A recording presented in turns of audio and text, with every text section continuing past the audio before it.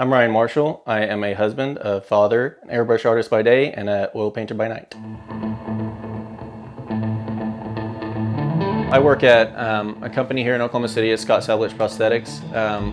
They make all and fabricate prosthetics there. I got hired on full time as an airbrush artist to paint the prosthesis of anybody that wanted to have that done. With that, we actually offer the painting to them for free for their prosthesis. So I love that because paintings are expensive and it's a lot of time. It's time consuming and technical work. So it's really nice to be able to give that to somebody that may not have been able to afford it to begin with, or even knowing that it's out there that they could have it done. And but we offer that to everybody there. I grew up mostly drawing cartoons. I wanted to see how those illustrators did what they did, if I could do it. So I started drawing a lot of cartoons, Ninja Turtles, anything I could watch on Saturday mornings. And then kind of moved on to just things around me to see if I can render them the way that I saw them. Young, you kind of see differently, so it was interesting to see. I wish I still had all my old stuff, but it was fun, and kind of miss that now, and I'm trying to bring that back into what I'm doing now. Growing up, my grandmother, Grandma Mary, she loved art. She painted every Saturday that I knew there. Anytime I was there, she lived out in Weatherford, Oklahoma, so I wasn't there all the time, but whenever I would go out and see her, we'd sit down and just watercolor all morning, watch every Bob Ross that was ever made, and try to do what he did. And so a little funny story from that is I've got this this painting up here on the wall that it's just a clipping out of a newspaper. And she would, when I was in Marine Corps boot camp, she would send me these a good 5 times a week. And the thing about Marine Corps boot camp is if you get things like that in the mail, she would paint flowers, all kinds of things on the outside. So I had to push for those. So I would be up there doing push-ups all day just so I could get these, and I'd open it and be all excited, and it would say, "Hope you're having a good time. Here's a clipping out of a newspaper of some painting." So but it was totally worth it. She's no longer with us right now, so that's something to look back on, and I appreciate now.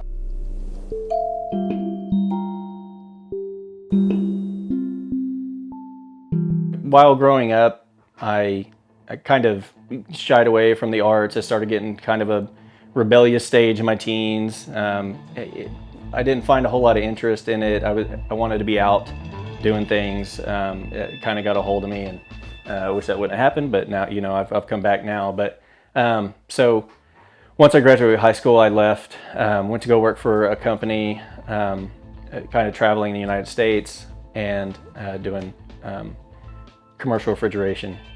So that had nothing to do with art. I wasn't drawing, I wasn't doing anything.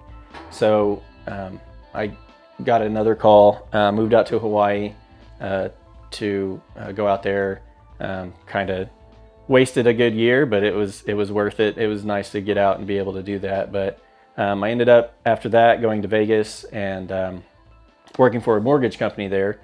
And after about 9 months in Vegas, I realized I am not getting anywhere. I should probably make a corrective course change for my life. And so I joined the Marine Corps. And after that, it took about 2 years, and that's when I really kind of started seeing that I wanted to get back into the arts, and I'm really glad I did. So it corrected my life and sent me back on the path that I wanted to be on. I first learned about airbrushing while I was in the military. I was kind of bored in the barracks, and just started searching online, started to the art side started to creep back in. I had been out of it for a while, and saw some airbrushing and some guys painting motorcycles and things like that. And I said, "Ooh, I kind of like that. So let's figure out what this is all about." So started doing a little research, found out what all I needed, got online, ordered it. Didn't know anything about the quality or anything of the equipment that I was using. So it was a little rough going at first, but that's like with any tool that you're going to use for producing art, it can be. But so I started just painting on little panels I would make in the barracks, and just random things, anything I think of. Go online. I would search. There's a lot of people online just giving simple instruction on how to use the airbrush, on PSIs, paint reduction, all those kinds of things. And so I started learning all that and trying to implement it into what I was doing. So, and that's how I began. That's how I found out about it and started. After the military, I came back home, got a job as an electrician. That's what I did in the military also. While doing that, I realized I've got the GI Bill, I can go back to school. What's the one thing that I really wanted to do? And it just came right back to art. So I started looking at programs here locally. Luckily, I had a wife that was very supportive of what I wanted to do, and kind of the direction that I wanted to take my life. So she said, yeah, go for it. So I started at UCO. I did 2 semesters in their fine arts program. Then I started realizing we've got a kid on the way, a house payment, all that stuff. What am I going to do? So I ended up switching from fine arts to kinesiology, and started personal training and working in a gym for that. And then from there, I kind of, by happenstance, got a call from the place that I'm at now, and they were asking for an airbrush artist. So I had no idea what they wanted or how I was going to do it, anything like that, but I met with them and they hired me on the spot. I finished out that semester of college and then went on, and I've been there for almost 7 years next month. With the airbrush, most of the jobs that were out there that I was seeing were just custom work on motorcycles, things like that, t-shirt stuff in malls, things like that. And so the motorcycle stuff interested me, and that's what got me into it. And then after doing them for a while, I just kind of lost interest in the motorcycle scene aspect of it, and really just wanted to dive back down into just the art of it. And so that's when being able to paint on prosthesis every day is a whole nother story. It's something different every day. I get to meet patients that have extremely interesting stories, backgrounds, the reasons why they want to have on their socket what they want. A lot of it's tragedy, a lot of it's happiness. There's a lot of crying when I deliver the painted socket in some instances, if it's maybe a family member's portrait or somebody that has passed in their family. So there's all kinds of reasons why they want what they want, and it's almost like being a tattoo artist. You just get to see every story that comes in the door, and it changes every day. And it's probably my favorite to paint are the kids' sockets. It's a tragedy that they need to have a prosthesis, but on the other aspect of it, they are totally elated when we bring that socket in there and you see them running down the hallway. And so really, it kind of fills you up for the day when you see that.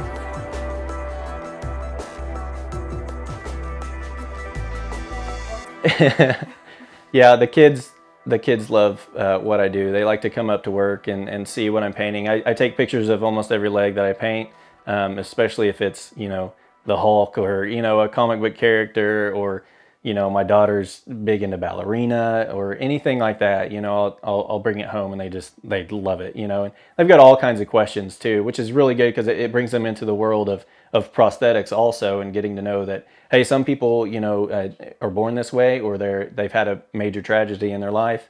And so they can sympathize, kind of, they see, oh, okay, this happens to some people.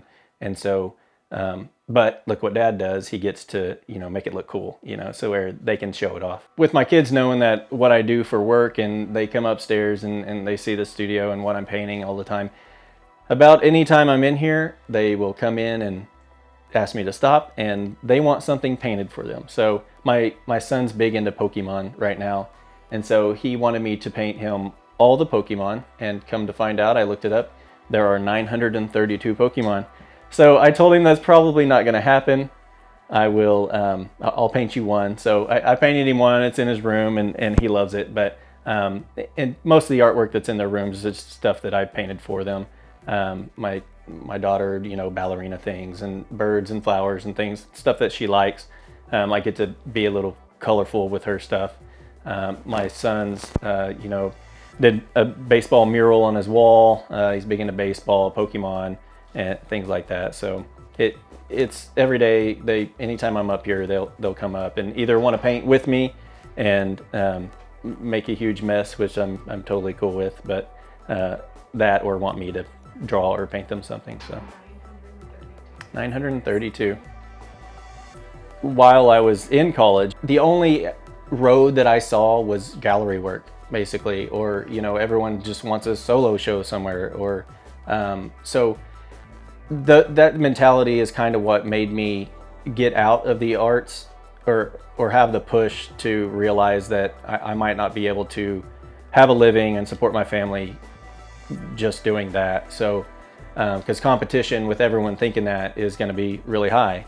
And so once they called me for this job, I was like awestruck. I go in there and they say, we want you to come in and airbrush, 8 hours a day, 5 days a week. And I'm going, you guys are going to pay me so I can paint all day? Is this real? Like, okay, I can do that. So I started right on, and it's been great ever since. Being a working artist is extremely special in my life because I get to do what I love every day. But for someone wanting to get into that, a lot of times it's something that you almost can't push. You can strive towards it, but you almost just can't push it. I'm more of an organic person, things happening organically. I always strive to learn more, and I believe that the more I learn, those things will lead me in the right direction. So I try not to push it on trying to get to where I want to go. I have goals in mind, but I know that if I just keep on doing what I'm doing, learning, perfecting my skills as an airbrush artist or oil painter, any aspect of that, then I'll learn everything I can, and then that will lead me in the right direction to where I want to go.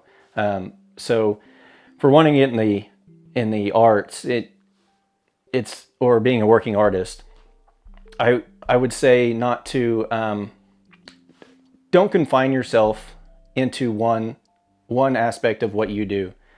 So if the only way that you think that you're going to be able to be a working artist is paint all day and try to get into galleries, good luck, but if that doesn't work out, what happens then? Are you crushed? Do you stop painting? So I don't want to put all my eggs in a basket.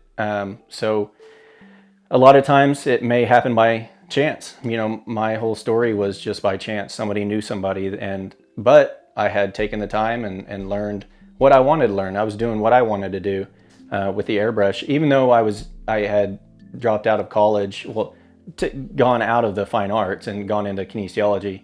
I was still airbrushing at home. So I didn't stop doing art just because I didn't think that I was going to be able to not make a living off of it or support my family off of it.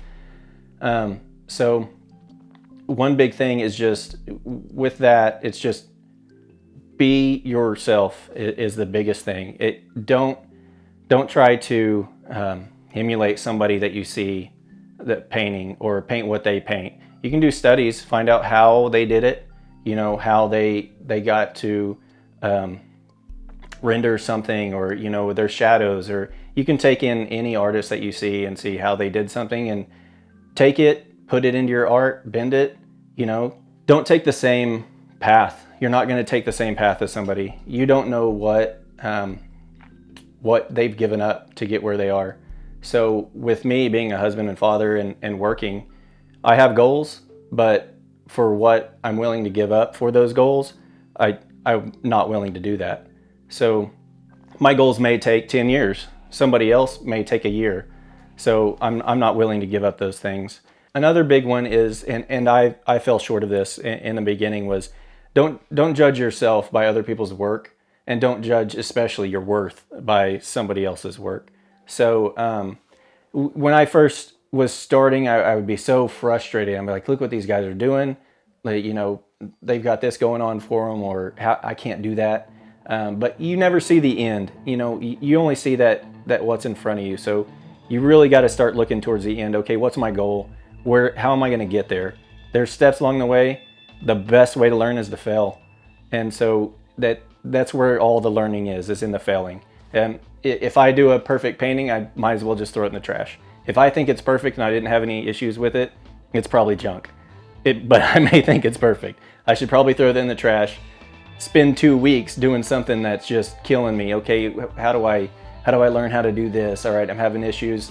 Sand it off. It's just paint. I'm going to start back over. Okay, go back at it again. You only want to judge yourself by where you were yesterday.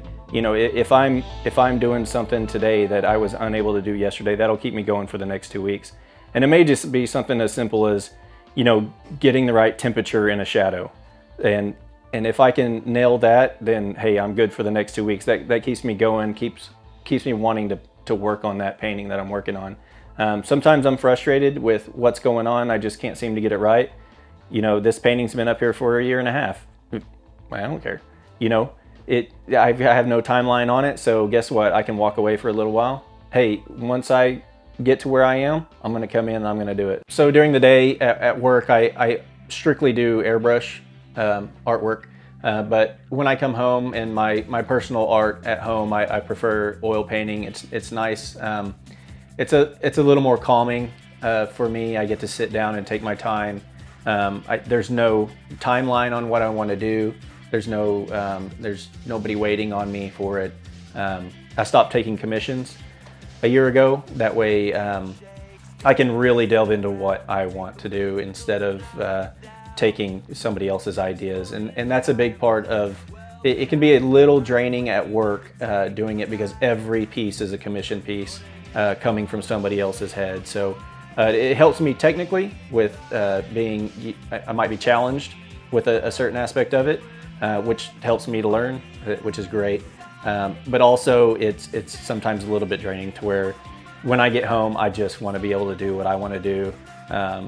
If I want it to make it look a certain way, then nobody's sitting over my shoulder telling me how it should look. So, but it's really relaxing to me to be able to come home and sit up here and do kind of whatever I want to do. The paintings here are for me. It might be, I might do one for somebody, but it's going to be totally for me to be able to push kind of what I want to do with it. If it ends up in somebody else's hands, that's fine. If it doesn't, it's no bother to me. I'm not trying to push to sell my art. I'm trying to push me to make better art for me instead. So I might be a bad representation of selling the art on the outside, just because I don't view it that way. I've probably given away more paintings than I've ever sold, and a lot of times I'm completely happy with that. That's one thing that we do try to push in our house, is that I'm not in control of outside forces. The only thing that I'm in control of is what I can put out. So that's why I rely on myself, and to be able to keep pushing myself to get to the goal that I want to get at. And that I can't, there's no way I could have foreseen somebody calling me and saying, hey, do you want to come paint 8 hours a day and we're going to pay you? There's no way I would have known that. I had no idea those jobs were out there like that. My goals as an artist for my future, like I said, I'm pretty organic on how I live and my philosophy of life. I do have goals set just so I stay on track. Most of it's technical work, just on my end of brushwork, or seeing value or seeing color in shadow. It's something I want to work on. So I have those small goals. I have longer goals with a couple of shows that I really want to get into.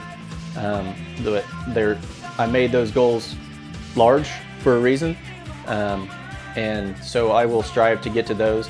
And I haven't made goals between that and the long goal, because I feel that if I'm doing what I should be doing, what I know I should be doing, just to improve what I need to, eventually it'll get me there.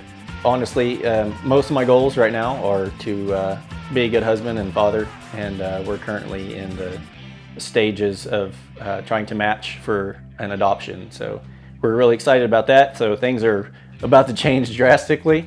Have 3 and a baby in here, so should be interesting. Luckily, I have this studio upstairs, so when we're doing things at home, I can just come upstairs. Even if I have 30 minutes just to knock something out, I can come up here and do it. So,